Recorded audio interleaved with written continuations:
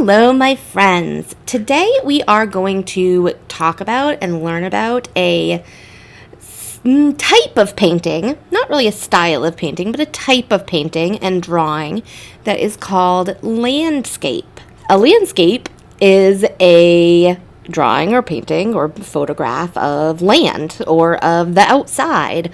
It is a genre of painting. So the word genre, if you're not familiar with that, you can kind of think about like movies. So comedy is a genre of movie. It kind of tells you what type of movie it's going to be. We know that if a movie is in the comedy genre, it's probably going to be funny. If a movie is in the horror genre, it's going to be scary. If it's in the documentary, we know it's going to be something informational. So landscape is a genre of painting. It is a type of painting where the subject matter is the outside. Okay, my friends, so we're going to look at a couple of different landscape paintings. So this one here is a painting of Niagara Falls, which is right in between the United States and Canada. And it is a painting by an artist named Thomas Cole. This is another Thomas Cole painting. It is called the Oxbow, so that is referring to the shape of the river there. So kind of one of the takeaways and what we're going to work on learning about today and showing in our artwork is that things that are close to us in a painting show more detail. And things that are further away from us show less detail. So let's look at the tree that's like really close to the front of the painting, that kind of like broken tree. So we're kind of seeing some human interaction with that tree.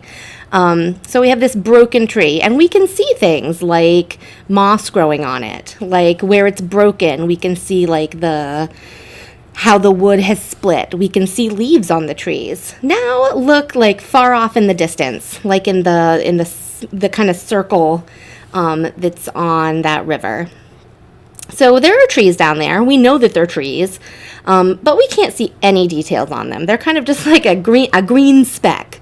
That's because they're so far away from us, right? Something that's so far away, we can't see detail on. So that's one way that an artist shows perspective or distance in their artwork, is things that are close to us, a lot of detail, bigger, closer to the bottom of the painting. Things that are further away, further up in the painting, less detail, sometimes no detail, and they are smaller. Landscapes aren't only paintings. They can be drawings or they could be photographs. These are some photographs by a very famous artist. His name is Ansel Adams. He was a landscape photographer in kind of like the early days of photography. So here's another really good example of something close to us. We can see a lot of detail. Something far away, we see less detail. So the rock that's like right in the very center and really close to the bottom of the picture, we see a lot of detail in that rock. And then the further back you get, the less and less detail you see. There's different ways to paint a landscape, right? This is a kind of more impressionist version of a landscape painting. This is a female Canadian artist. Her name is Emily Carr. So it can have a different style, but still be a landscape painting. So the photograph, the really kind of more realistic Thomas Cole paintings, and then this kind of more impressionist artwork are all landscape paintings. Landscape paintings are made other places other than like the Western world, so places other than Europe and America and Canada and, you know, the part of the world that we live in. These are some Asian. This one, I believe, is Chinese, and it was made in like the 4th century. So that's a very, very super duper long time ago. Like 2000 minus 400 is 1600, so like 1600 years ago. So when we think about how old things are, I kind of like to talk about your grandmas, because your grandmas are old. To you, your grandmas are old. Probably most of your grandmas are like my parents' age and don't seem old to me. But so if you had 100-year-old grandma, so that's probably like your great grandma, really.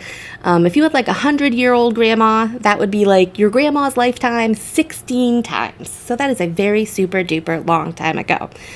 So landscape paintings can be old. They can be from places that aren't like where we're from, places like Asia.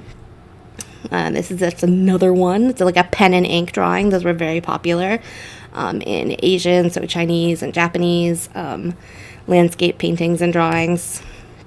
So this one might actually be more familiar to you.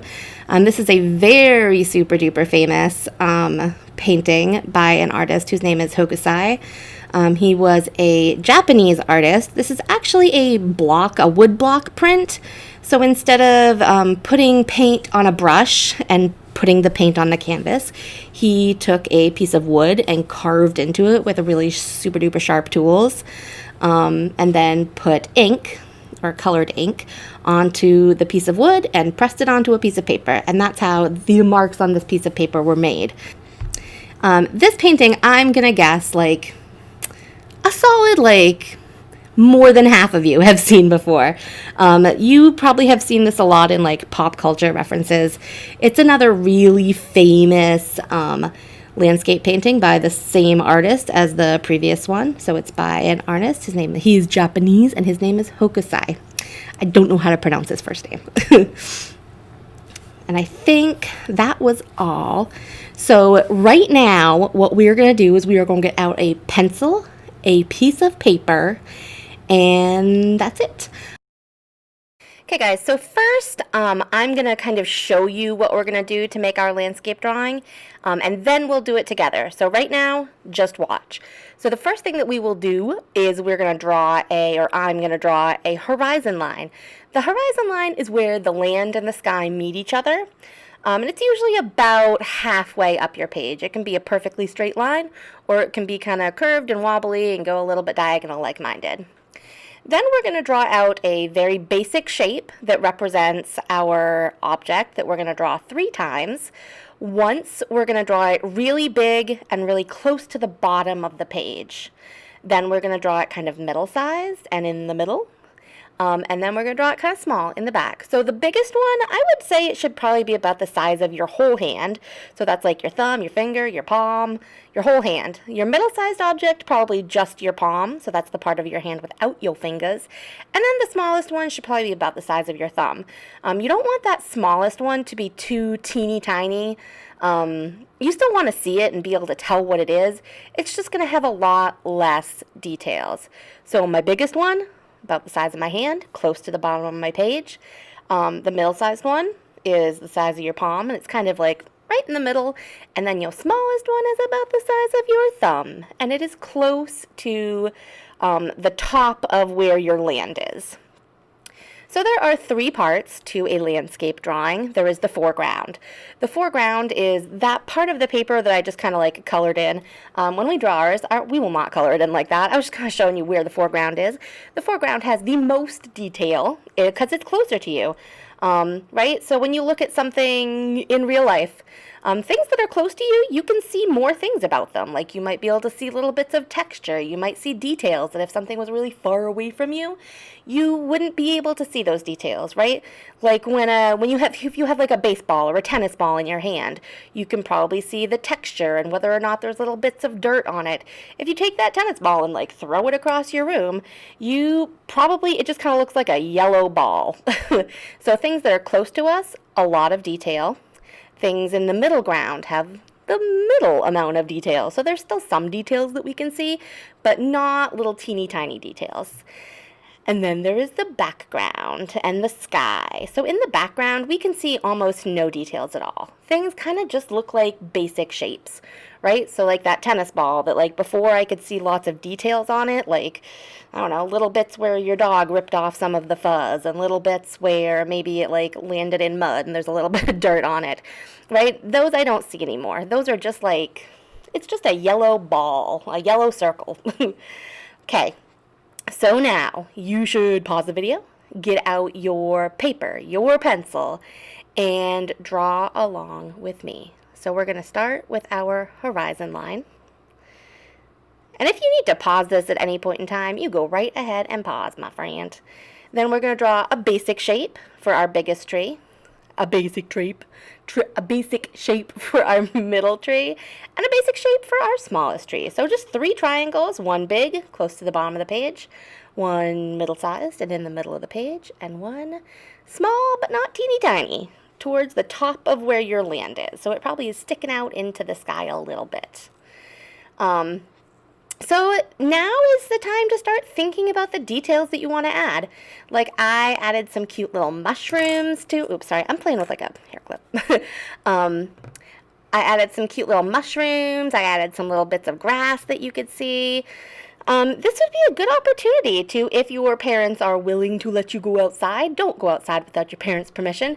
This would be a fun time to go outside. Maybe take a clipboard or like a big book of some sort that you can put a piece of paper on and think about some of the details that you see. Like I'm looking out my classroom window right now and I'm seeing things like leaves on the ground. So leaves would be a great thing to add to your foreground. So the foreground is where the most detail is. So then if you do go outside, maybe you can still see leaves kind of in the background, but instead they just look like big piles of leaves. You don't see individual leaves. You're going to watch me struggle to draw a pumpkin here. So, like bigger things, like pumpkins, you might still be able to see some details on, like the leaf and the stem. Like when I look out my classroom window, I can see like a bush with some leaves on it. So then in our background, we might have things like clouds up in the sky. We might have things like birds in the sky. But the birds, do we see details on the birds, like individual feathers or, I don't know, their eyes and their beaks? And I was going to say, no, it was their beaks. No, right? It would just kind of be like a shape of an outline of a bird up in the sky. I added another type of tree to mine because in the fall in Maine, where we live, most of our trees have lost their leaves. So I added a tree to kind of let us know what season it is a little bit. The pumpkin also kind of helps us to know what season it is. If you want to put more land in the back of your landscape, I did that. I added kind of like a hill behind my horizon. So now you're going to go back to your triangles and you are going to add lots of detail to that first tree. And just a reminder that you're probably not drawing as fast as I am. You can pause this video as much as you want to. You can watch the whole thing through and then just do yours completely on your own. Just a reminder that if you need help, a good strategy is to rewatch the video. This video I think is only going to be maybe 15 minutes long. So if you need to kind of rewatch it once through, you should have time to do that. So I'm adding a lot of detail to the tree that is closest to me. If you're able to go outside, right, look at a tree that's really close to you. Like I don't have pine trees near me, near my classroom, but I do have like a maple tree or oak tree or something. And I can see lots of details on that tree. Think about the types of details that you see on a tree. You might see individual pine needles. You might see something like animal holes in it. So the tree closest to you has the most detail.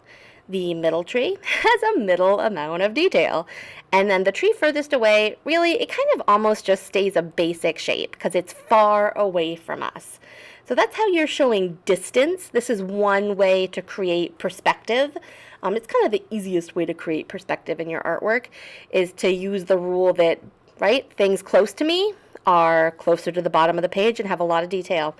And they're bigger.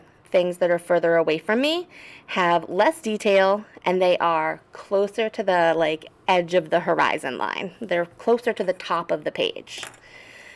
You can go through and add any other details that makes you happy. I added a sun and then turned it into a moon. I added some rain and some lightning. I don't know why, but it made me happy to do it, so I did it.